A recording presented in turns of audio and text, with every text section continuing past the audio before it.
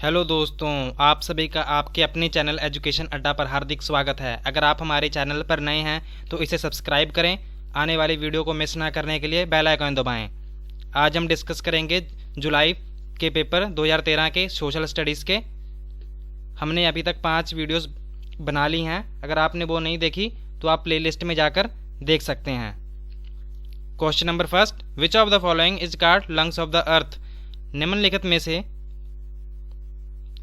में से किसे पृथ्वी का फेफड़ा कहा जाता है? Option number A, temperate deciduous forest of Chile, tropical evergreen forest of Brazil, tropical deciduous forest of Central America, temperate evergreen forest of China. Hindi में देख लेते हैं। चिली का शीतोष्ण पर्णपाती वन, ब्राजील का उष्णकटिबंधीय सदाबहार वन, मध्य अमेरिका के उष्णकटिबंधीय पर्णपाती वन, चीन के समशीतोष्ण सदाबहार वन। तो इसका जो सही उत्तर होगा वो होगा tropical evergreen forest of Brazil. Tropical evergreen forest of Brazil. यहाँ के जो जंगल हैं वो बहुत ही ज़्यादा किस लिए माने जाते हैं कि वहाँ पर वो सबसे ज़्यादा ऑक्सीजन की मात्रा प्रोड्यूस करते हैं। जितनी भी कार्बन डाइऑक्साइड आती है वो उसे सोख लेते हैं। तो इसे क्या कहा जाता है? Lungs of earth. कि विश्व की सबसे ज़्यादा कार्बन डाइऑक्साइड इस जंगलों में ही सोखी जाती है। तो इसका जो सही उत्तर हो जाएगा ऑप्शन नंबर बी, ब्राजील का उष्णकटिबंधीय सदाबहार वन। ठीक है, तो चलिए चलते हैं question number 2, which is the largest basin in the world? इनमें से हमने बताना है कि नदी का सबसे बड़ा बेसिन कौन सा है। तो देखते हैं, Amazon river basin, Ganga river basin, नील रिवर बेसिन या मिसिसिपी रिवर बेसिन। तो इसका कौन सा सही उत्तर होगा? इसका सही उत्तर होगा अमेज़न रिवर बेसिन। ये कहाँ पर है? ये है हमारे साउथ अमेरिका में। साउथ अमेरिका में ये कहाँ पर है? साउथ अमेरिका में अमेज़न रिवर बेसिन स्थित है। और इसका लगभग क्षेत्रफल कितना है? जो उसका एरिया है वो है लगभग 61 लाख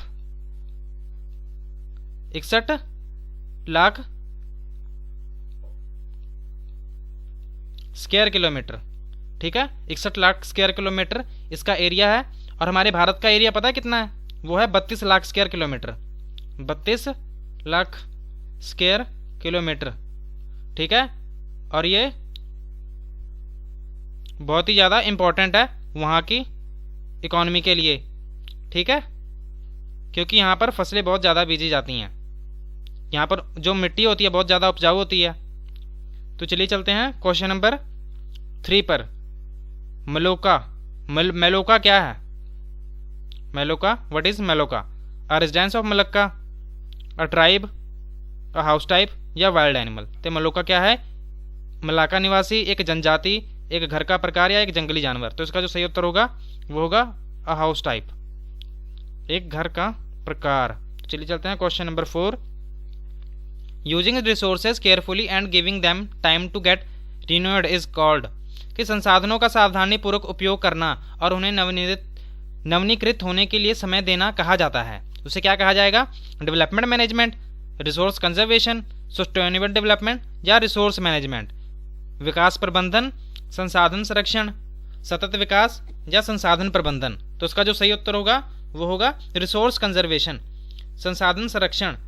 इसका जो सही उत्तर होगा संसाधन संरक्षण, जिसमें क्या करते हैं हम रिसोर्सेज को ऐसे यूज़ करते हैं जिसको, जैसे कि हम उस रिसोर्सेज को ऐसे यूज़ करेंगे, इतना सावधानी से यूज़ करेंगे कि वो उसको इतना टाइम मिल पाए कि वो नवीनीकृत हो जाए और दोबारा से तैयार हो जाए वो रिसोर्सेज। और वो सस्टेनेबल डेवलपमेंट क्या होता है? सस्टेनेबल डेवलपमेंट ये होता है कि जैसे हमने रिसोर्सेज का सिर्फ इतना पर्याप्त मात्रा में, सिर्फ उतना ही उन रिसोर्सेज का यूज़ करना है, उन संसाधनों का उतना ही इस्तेमाल करना है जितनी की हमें ज़रूरत है, ताकि आने वाली जो भविष्य में जो जनरेशन है, जो पीढ़ियां हैं, उनके लिए वो चीज़ वो ख़त्म ना हो सके, वो भी इस्तेमाल कर सकें। तो चलिए चलते हैं question number 5, shelter belt is method of. ये शेल्टर बेल्ट है, ये कौन सा मेथड है? Soil conservation, water conservation, soil formation या प्लांटेशन। जो शेल्टर बेल्ट है वो क्या है?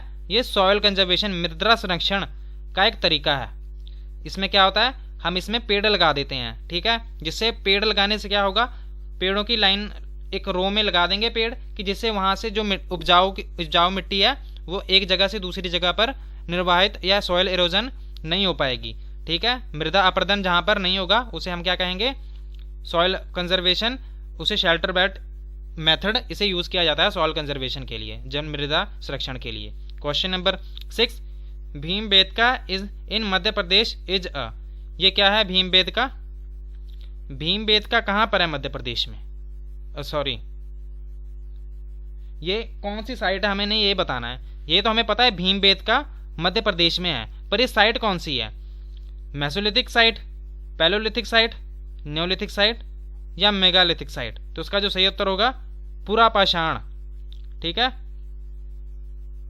पैलोलिथिक साइट, पुरापाषाण मतलब पुराना पत्थर स्थल। ये जो है साइट कितनी पुरानी है लगभग? ये है 5 लाख से 10,000 BCE, before common era.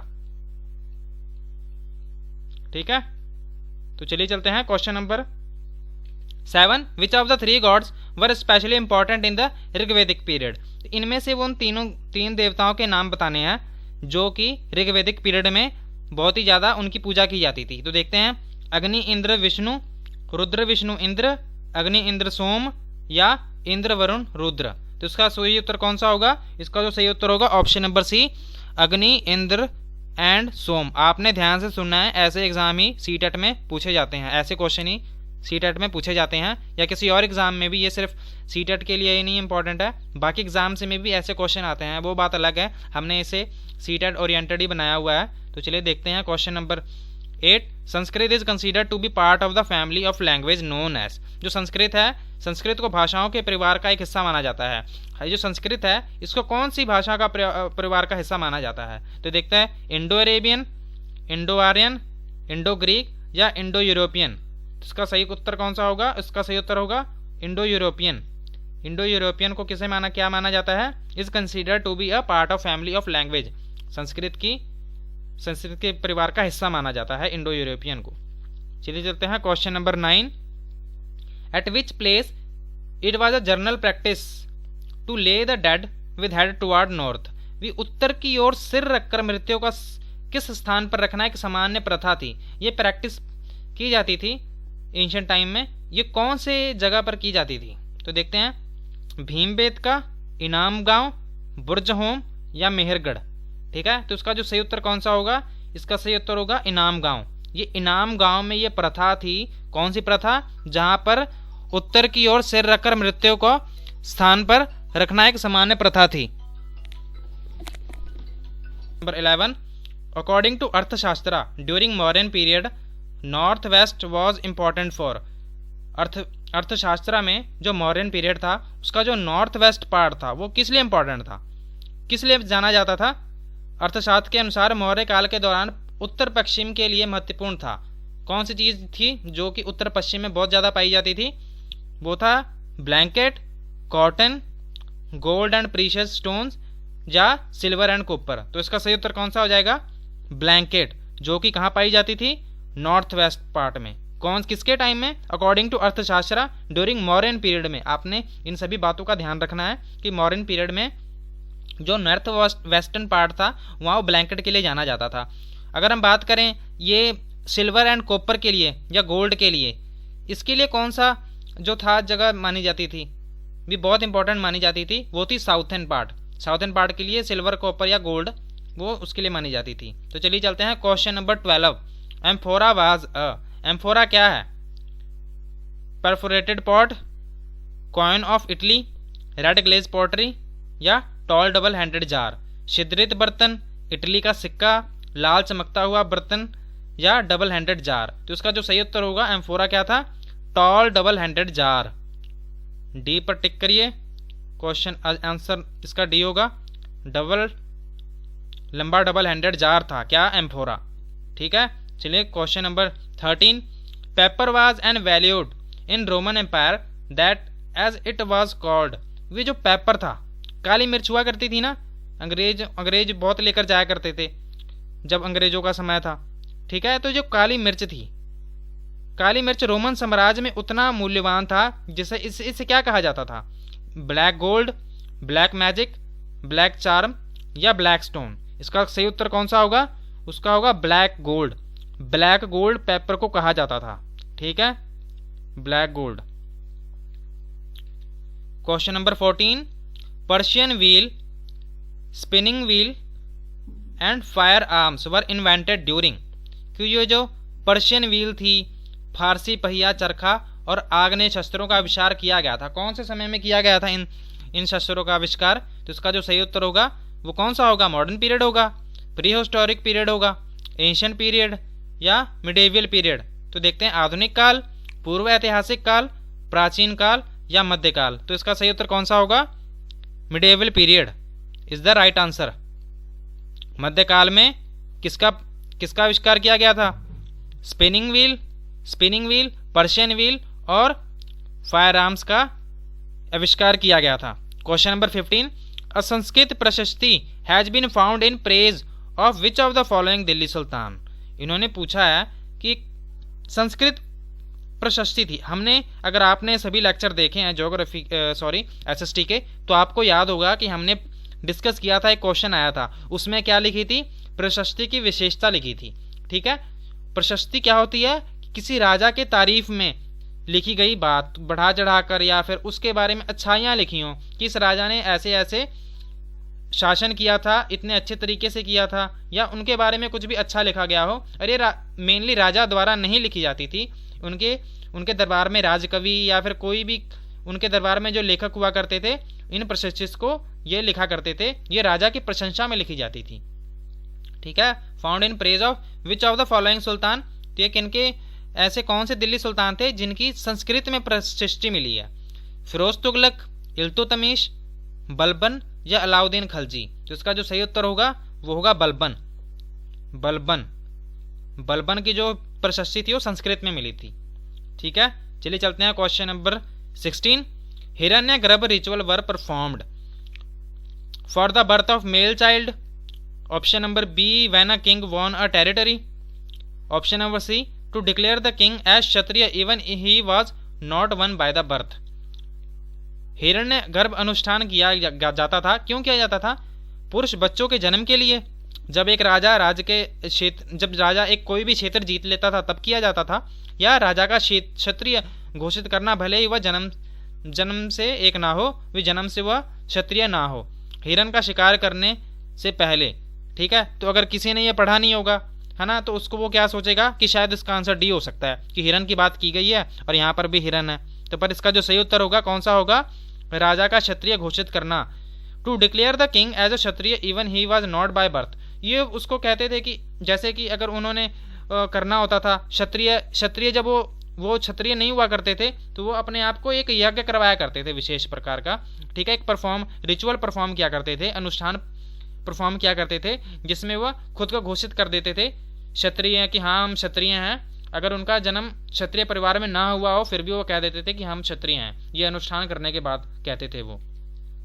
Question number 17, during the Chola period association of traders were known as, कि जो चोला पीरियड में एसोसिएशंस थी, कौन सी चोल काल के दौरान व्यापारियों के संघों को जाना जाता था? तो व्यापारियों के संघों को किस नाम से जाना जाता था?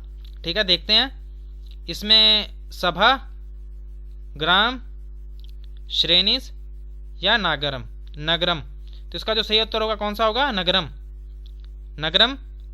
वो जो श्रेणियां होती थी इसमें कौन थे? ट्रेडर हुआ करते थे और मर्चेंट हुआ करते थे, व्यापारी हुआ करते थे, ठीक है, व्यापारी, कारीगर सारे इसमें आया करते थे और इसमें ये डोमिनेंस दिखाया करते थे। और ये सभा क्या होती थी?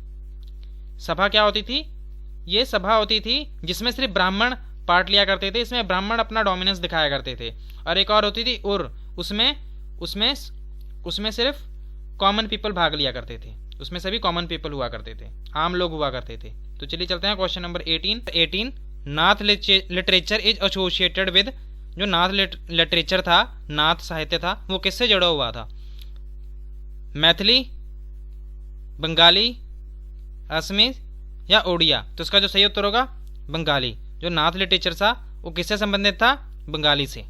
चलिए चलते हैं question number 19, Khan Abdul Gaffar Khan started a powerful non violent movement in north western frontier provinces known as, जो इन्होंने एक आंदोलन चलाया था। कौन सा आंदोलन चलाया था, अभी देखते हैं कि इन्होंने कौन सा उत्तर पश्चिम सीमांत प्रांत में एक शक्तिशाली अहिंसक आंदोलन की शुरुआत की थी। उसका नाम क्या था? पख्तून मूवमेंट, राम रहीम मूवमेंट, खिलाफत मूवमेंट या खुदाई खिदमतगर मूवमेंट। तो इसका जो सही उत्तर होगा खुदाई खिदमतगर मूवमेंट। इस मूवमेंट में क्या था, इनको बोला गया था कि आपने जो नॉर्थ वेस्ट फ्रंट प्रोविंस है उसमें लोगों की जो दशा है उसे आपने सुधारना है। उनकी जो शिक्षा व्यवस्था है, जो कि शिक्षा का लेवल है, जो उनकी फाइनेंशियल कंडीशन है, उनको आपने सुधारना है। तो ये किसके द्वारा चलाया गया था? खान अब्दुल गफ्फार खान के द्वारा चलाया गया था। ठीक है, तो इसका जो सही उत्तर होगा Khudai Khidmatgar movement is the right answer. Question number 20, after the congress resolution 1929 to fight for Purna Swaraj independence day was observed on, कि जो पूर्ण स्वराज के लिए लड़ने के लिए कांग्रेस का प्रस्ताव 1929 के बाद स्वतंत्रता दिवस मनाया गया। ठीक है, तो ये कब था? ये प्रस्ताव ये कब रखा गया था? ये रखा गया था 2 अक्टूबर 1930, 15 अगस्त 1930, 26 जनवरी 1930 या 1 जनवरी 1930। तो इसका जो सही उत्तर होगा 26 जनवरी 1930। और आपको मैं एक और बात ऐड कर देता हूँ कि जो हमारा जो संविधान था, संविधान को लागू कब किया गया था? 26 जनवरी 1950 में ना। तो सिर्फ यही रीज़न था कि उन्होंने पहले से ही ये घोषित किया हुआ था, तो इनकी एक सोच थी पीछे, इसलिए वो संविधान को जब लागू किया गया था 26 जनवरी 1950 को, इसीलिए लागू किया गया था। तो चलिए चलते हैं, ये हमारा लास्ट क्वेश्चन था। अगर आपको ये सेशन अच्छा लगा हो तो इसे लाइक सब्सक्राइब जरूर करें। अगर आपको कोई क्वेश्चन ना समझ आया हो तो आप नीचे कमेंट करके आप वो क्वेश्चन पूछ सकते हैं। और आपको ये सेशन कैसा लगा आप ये भी कमेंट करके ज़रूर बताएं। Thank you for watching.